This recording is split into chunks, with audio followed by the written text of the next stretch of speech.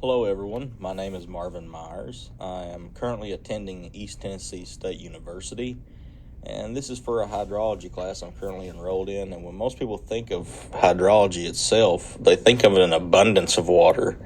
But instead today we will talk about droughts, which is the lack of water. It affects millions of people around the world, causing significant social, economic, and environmental challenges. And in this presentation, we will explore what a drought is, the causes behind it, the impacts it has, and the solutions that can help us manage it better. So here's what we will cover today. First, we will define what a drought is. We'll look at the different types of a drought. Then we'll explore the causes of a drought and why it is happening more frequently. After that, we will dive into the impacts of a drought on agriculture, economies, and communities. And then lastly, we will look into some solutions and strategies to manage drought effectively, followed by some key takeaways. First things first, a drought is essentially a prolonged period of time with significantly lower than average rainfall in a region.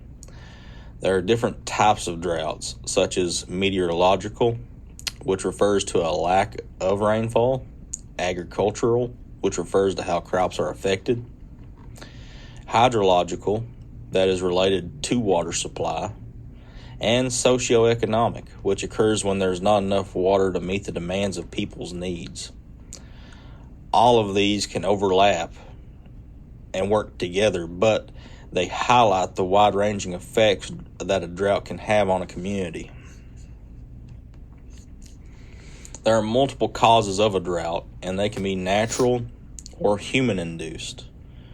Natural causes would be situations such as an El Niño, which is a global climate pattern that involves the warming of the central and eastern tropical Pacific Ocean, which can lead to a drought.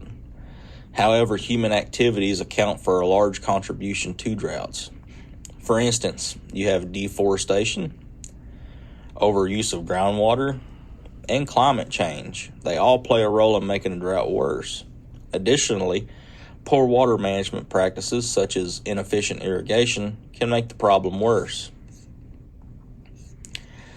Droughts have big impacts on many aspects of life.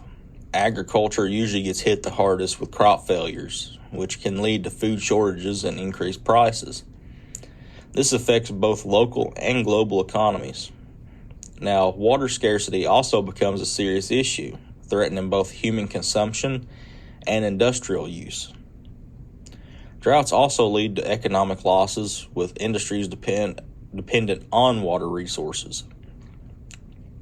Environmental degradation includes desertification and biodiversity loss, while health can be directly affected by malnutrition and the spread of diseases due to a drought.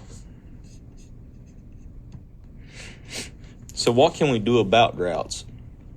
There are solutions to help mitigate this issue and adapt to drought conditions. One key approach is sustainable water management, like rainwater harvesting. We can improve irrigation systems and protect natural water resources. In agriculture, we can use drought-resistant crops to reduce crop failure and improve food security. Technology can play a role as well, with early warning systems providing better forecasting to prepare for this scenario in advance. We also need strong policies and education to increase the awareness of water conservation and drought resilience. In conclusion, droughts are natural events, but human activities are making them more severe. They have far-reaching effects on economies, agriculture, and the environment. To effectively manage droughts, we need to adopt sustainable practices, be proactive with early warning systems, and push for better policy at all levels.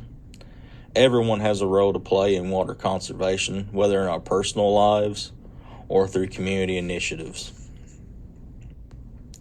Here are the sources that I use for this presentation. These organizations are leading research on drought and provide valuable resources for understanding and managing it.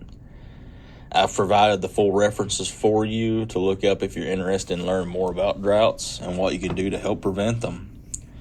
Thanks for watching, and hopefully you learned something new today.